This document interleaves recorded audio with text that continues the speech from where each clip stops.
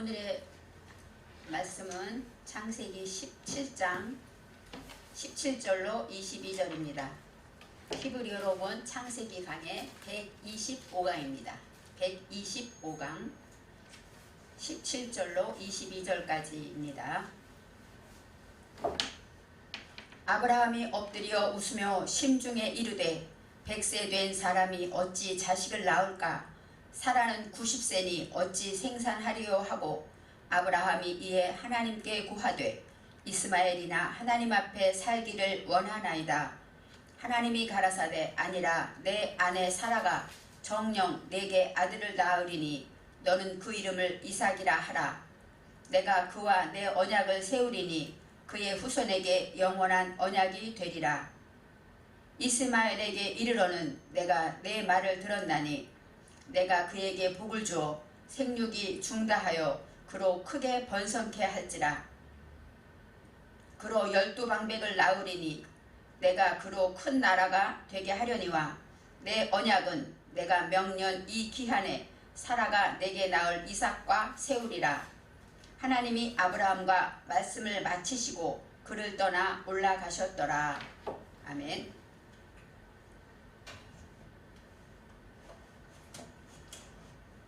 오늘 말씀의 제목은 이삭이라 하라입니다. 이삭이 이제 등장하게 됩니다. 우리는 항상 하나님 앞에서 살아갑니다. 그래서 아브라함도 하나님 앞에서 언약을 하고, 이 앞이라는 것 바로 페네입니다. 페네는 얼굴을 말하고 바로 면전에 이런 뜻도 있지만 이목구비를 말해요. 그래서 우리가 하나님 앞에서 살아간다라는 것은 뭐예요? 하나님께서 우리의 말하는 것과 보는 것과 듣는 것을 다 보고 계시다라는 것이죠. 그래서 하나님 앞에 우리가 하나님처럼 말할 수 있고 하나님처럼 듣고 하나님처럼 생각할 수 있다면, 보고 듣고 말할 수 있다면 이것이 바로 완전하다, 이렇게 성경은 말하고 있습니다. 그렇지만 성경은 우리가 알다시피 의인은 없나니 하나도 없다. 그래서 완전한 자는 없습니다. 그렇지만 여기서 완전하다, 이 탐함이라는 단어는 어떤 자면 성실하다, 정직하다, 진실하다, 그러니까 아멘과 비슷한 내용이에요. 그래서 완전하라 하고 하나님이 요구하신 것은 믿음, 진실하여라, 하나님 앞에 진실하여라 하고 우리의 믿음을 원하고 계신 것입니다. 우리 자신은 무능하고 우리 자신은 아무리 봐도 죄악투성이고 내 속에 모든 것에 대해서 하나님 앞에 부끄러운 것이 많지만 주님의 십자가의 보혈의 공로로 우리가 하나님 앞에 의롭게 되었다는 것, 이것을 믿는 그 믿음을 하나님은 의롭다 여기시는 것이죠. 그래서 이제 하나님께서 99세의 아브라함을 아브라함으로 바꿔주시죠. 아브라함과 아브라함은 달라요. 아브라함은 높은 사상으로 양육받은 자. 아브라함은 어때요? 양육을 받아서 자아 정복하는 자죠. 바로 하나님과 나와 또 이웃과 소통할 수 있고 정복하고 기도한 대로 또 말씀을 들은 대로 지켜나가는 자가 아브라함이 됩니다. 그래서 우리가 말할 때 하나님께서 아브라함에서 아브라함이라는 것은 구원받은 다음엔 새로운 생명, 새로운 이름을 주시는 것이죠. 거듭난 자가 된 것입니다. 저와 여러분도 예수를 믿기 전과 믿은 후에 우리의 명분은 완전히 달라지죠. 그래서 새로운 이름, 그래서 아마 천주교에서는 세례명 이런 것이 있는 것 같습니다. 이처럼 우리는 똑같은 사람이지만 예수 믿기 전에 나와 예수 믿은 후에 나는 이렇게 아브라함과 아브라함처럼 다르다는 것입니다. 그래서 하나님이 첫 번째, 우리가 보통 아브라함에게 맺었던 언약은 일방적으로 하나님이 내리는 명령이고 축복이었습니다. 그런데 이제 거듭난 아브라함에게 명령하고 언약을 맺으실 때는 쌍방의 언약입니다. 그래서 하나님이 일방적으로 하시는 게 아니라 하나님은 주시고 아브라함도 하나님께 드리는 것이 있어요. 그것이 바로 모두에게 적용되는 언약인데, 그 언약의 가장 중심이 무엇이냐면 내가 너에게 가나안 땅, 온 땅을 주겠다. 그래서 하나님이 기업으로 주는 가나안 땅, 이것이 중요합니다. 하나님이 기업으로 주는 그 가나안 땅이라는 것은 바로 캐나안, 어떤 뜻입니까? 자신을 낮추고 또 겸손하고 심령이 가난한 자, 그런 자에게 하나님께서는 이제 그것을 기업으로 주신다는 거예요. 그래서 하나님이 이렇게 생각하면 돼요. 모든 마음, 온 땅을 주셨다. 그 얘기는 뭐예요? 겸손하고 온유하고 주님이 주신, 주님의 닮은 그 마음을 하나님께서는 기업으로 주셨다는 것입니다. 우리 마음이 온전히 하나님 앞에 겸손하게 나를 낮추고 그 다음에 보찜 장수처럼 내 자존심을 팔아버리고 예수 그리스도의 복음을 팔 수 있는 자가 되어갈 때 그때 하나님께서는 이제 우리의 마음의 주인이 되신다고 말씀하시죠. 구원받고 우리가 예수를 구주로 영접했을 때 우리의 주인은 누구가 되겠습니까? 하나님이 우리의 주인이 되는 것입니다. 그래서 우리에게 믿음을 주시는 것, 이 믿음의 마음은 누구예요? 하나님이 주시는 것이죠. 그래서 우리의 마음을 지키라고 잠언 4장 23절에 무릇 지킬 만한 것보다 더욱 내 마음을 지키라. 생명의 근원이 이에서 남이니라 하고 나와 있습니다. 바로 생명을 지키는 것이 바로 마음을 지키는, 우리 마음을 지키는 것, 우리 마음이 하나님 기뻐하는 마음으로 가장 가치 있는 것으로 나아가는 것, 가나안 땅을 유지하는 것, 바로 이것이 바로 하나님이 주신 기업이라고 말할 수가 있습니다. 이제 하나님은 우리에게 가나안 땅을 축복으로, 기업으로 우리의 마음을 주시고 우리는 하나님 앞에 이제는 뭐라고 말씀하십니까? 나는 너희의 하나님이 되겠다 하고 말씀하시죠. 너희의 주인이 되겠다. 너희를 인도하겠다 말씀하십니다. 그러면서 이제 모든 남자는 난지 8일 만에 할례를 받아라. 할례에 대해서 아브라함에게 명령하십니다. 물론 이 8일 만에 할례를 받는다라는 거 언약의 표징이기 때문에 아브라함은 뭐예요? 하나님의 약속을 듣고 아브라함이 할 일은 할례를 행하는 거죠. 할례를 행할 때 하나님과 약속 쌍방이 이루어지는 것입니다. 그래서 할례를 행치 않는 자는 끊어지리라 하고 하나님이 말씀하시죠. 이제 할례라는 것에 대해서 우리는 원어를 통해서 생각합니다. 물론 지금도 이스라엘에는 아마 유대인들은 지금도 아마 난지 8일 만에 모세오경에 있으니까, 율법에 있으니까 할례를 행할 것입니다. 하지만 우리가 지금 예수 믿는 우리들은 할례를 행하지 않지 않습니까? 바로 영적으로 하나님께서 어떤 의미로 우리에게 육신의 할례, 정신의 할례, 마음의 할례를 하라고 하시는가 생각해 봐야 합니다. 할례는 포피를 베는 것입니다. 여기서 포피라는 것은, 이 포라는 것은 아랄입니다. 아랄은 할례받지 않은, 또 잘라내야 되고 겉도는 것들, 이런 것들을 포라고 말하고, 피는 빠샬입니다. 빠샬은 뭐예요? 살, 그 다음에 몸, 육체, 그런 뜻도 있고, 이 빠샬은 복음이죠. 그래서 이제는 우리가 말할 때 내 속에 하나님 안에서 이제는 겉도는 생각, 우리가 하나님을 믿었죠. 예수를 믿죠. 그래서 예수님 안에서 거듭나고 새롭게 사는데 예전에 있었던 모든 선입견과 모름지기 하는 내가 알고 있는 모든 것들이 다 겉돌고 있어요. 하나님이 아니기 때문에, 하나님 말씀이 아니기 때문에 내 속으로 들어오지 못하지만 겉돌아서 항상 무슨 문제가 있을 때마다 그것들이 우선 나타나서 모든 문제를 판단하게 하고 결정짓게 하는 것입니다. 그러한 것들을 잘라내라는 것이에요. 이 남자라는 건 자카르입니다. 자카르는 기억하다, 기념하다. 뭐야? 내 안에 기억되어 있는 것, 예전부터 가지고 있던, 기억하고 있는 모든 것들 중에서 겉도는 것들을 잘라내야 한다고 합니다. 그런데 빠샬, 뭐로 잘라냅니까? 복음으로. 그리스도께서 나를 위해 죽으신 그 죽음으로만 우리를 구원하시듯이 주님이 복음을 듣고 내가 죽음으로만 이제 모든 할례를 행할 수가 있다고 말합니다. 마음에서 내 속에 겉도는 것은 이방인같이 내 속에 하나님이 기뻐하지 않은 것인데 항상 떠돌아 있는 것들을 잘라내는 것이 바로 할례라고 말할 수 있습니다. 할례는 스스로 할 수가 없죠. 바로 누군가가 고통을 통해서 우리에게 할례를 줍니다. 그래서 할례는 고통이 따르고 하나님의 말씀을 지키는 길에는 고통과 연단이 따르는 것입니다. 그래서 나는 날마다 죽노라 하고 말한 사도 바울처럼 날마다 내 자신을 죽음으로 모든 것을 부인하고 주님 말씀대로 따라갈 때 우리 자신이 잘라져 나가는 고통 속에서 할례를 행하게 되는 것입니다. 난지 8일 만에 행했다. 이 샤만이 8일입니다. 8은 어떤 뜻이냐면 기름을 붓다, 부유하다, 또 살찌다, 그러니까 건강하다, 단단하다, 이런 뜻이 있어요. 하나님께서는 할례를 행할 때 8일이 되었다. 그 얘기는 뭐예요? 넉넉하고 받을만 할 때, 이길만 할 때 할례를 행하라고 하시는 것입니다. 하나님은 우리가 성경에 되어 있다시피 우리가 시험 당할 즈음에 또한 피할 길을 주신다 한 것처럼 바로 하나님은 우리에게 견딜 만한 시험을 주시죠. 이 할례라는 것은 우리가 넉넉해서 어떤 사람이 나를 찌르고 어떤 사람이 나를 괴롭히고 할 때마다 어때요? 이길 힘을 주시고 또 강간하고 간던하고 모든 일을 이룰 수 있고 능력이 있는, 살쪄 있는 그럴 때에 할례를 행하라고 하십니다. 이제 사례를 사라로 바꿔주다. 지난 강의에서 그렇게 나왔어요. 사례를 사라로 바꿔주다. 이 사라라는 것은 똑같은 사례인데 해가 들어서 방향사가 있습니다. 바로 사라라는 것은 풀어주다, 자유롭게 하다를 그것을 향한다. 엘로힘이 하나님인데 이 엘로힘이라는 것은 뭐예요? 방향을 정해주는 하나님이에요. 그래서 사례와 사라가 다른 것은 이 사례는 어떤 뜻이냐면 모든 것을 다투다, 통치하다, 방백이 되다, 우두머리가 되다 그런 것이 있지만 사라는 이제 그것에서 풀어주고 그것에서 자유롭게 하는 쪽으로 방향이 정해진 것입니다. 그래서 우리는 항상 하나님은 우리가 온전할 수는 없어요.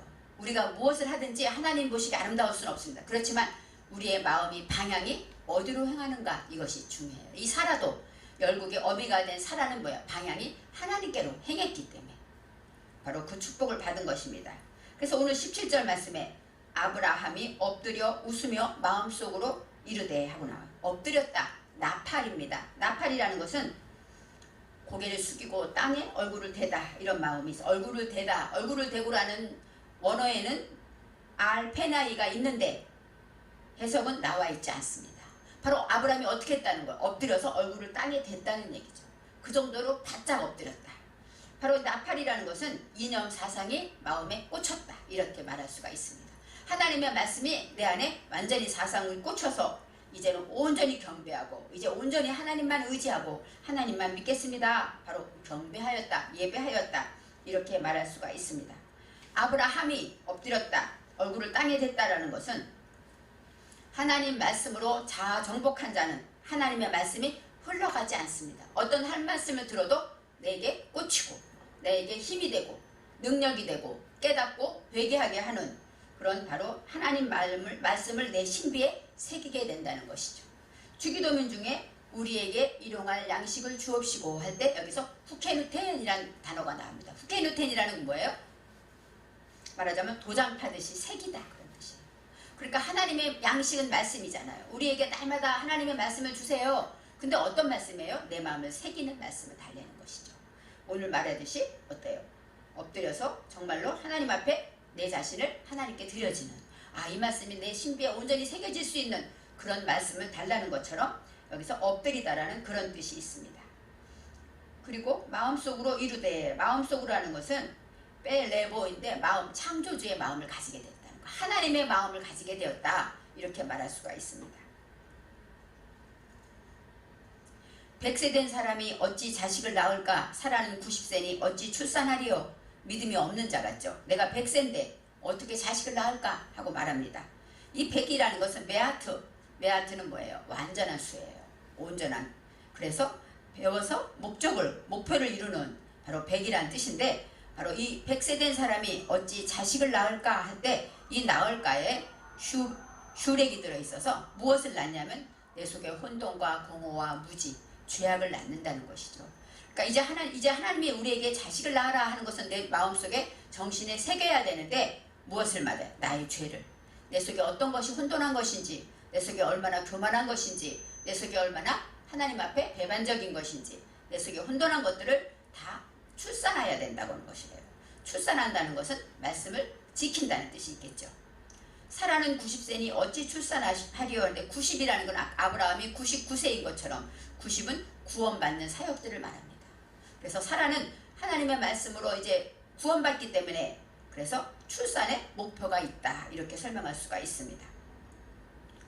18절에 아브라함이 이에 하나님께 아뢰되 이스마엘이나 하나님 앞에 살기를 원하나이다 하고 있어요. 이스마엘은 뭐예요? 아브라함의 아들이 아니라 뭐예요? 하갈에게서 낳은 아들이죠. 친아들이 아니죠. 하갈에게서 나온 이스마엘을 얘기합니다. 바로 이스마엘이라는 것은 성령께서 하나님이 들으신다 이런 뜻이에요. 하나님이 들으신다. 하나님의 음성을 내가 듣다 이런 뜻이 있는데 이스마엘이 나 할 때 이 나가 루로 나옵니다. 루. 그래서 하나님의 음성을 듣는데 루라는 것은 뭐예요? 익히고 훈련해야 되는데 아까 슈렉처럼 내 속에 있는 혼돈하고 공허한 것들을 완전히 하나님 앞에서 익히고 훈련하기를 원합니다. 이렇게 말하는 거예요. 하나님의 음성을 듣게 되면 우리는 어때요? 제일 먼저 나의 죄를 발견하죠. 나의 무지를 발견하죠. 그래서 이제 하나님 앞에 내 속에 모든 음성을 듣고 내가 훈련되고 이제 하나님 앞에 변화되기를 원합니다 하고 이제 하나님 앞에 살기를 원합니다 하고 아브라함이 고백합니다. 20절 말씀에 이스마엘에 대하여는 내가 내 말을 들었나니 내가 그에게 생육하고 번성하게 할지라 그가 12두령을 낳으리니 내가 그를 큰 나라가 되게 하리라. 아브라함이 먼저 걱정한 지금 12살 된 이스마엘에 대해서는 하나님께서 아브라함의 기도를 들으시고 축복하겠다는 것이죠. 그러면서 그에게 생육하고 번성하게 하고 그 다음에 매우 크게 이거 메오드입니다. 메오드라는 것은 방향전환할 정도. 이스마엘은 진짜 하나님의 말씀으로 방향전환해서 하나님이 주시는 복을 받고 이제 온전히 많은 열매를 내고 또 수가 많아지게 할 것이다. 또 12두령을 낳는다. 알고 보니까 이스마엘은 12아들을 낳았더라고요. 그 후손이. 그것처럼 큰 나라가 되게 하겠다 하면서 아브라함의 기도에 대한 응답을 주십니다. 그러면서 이제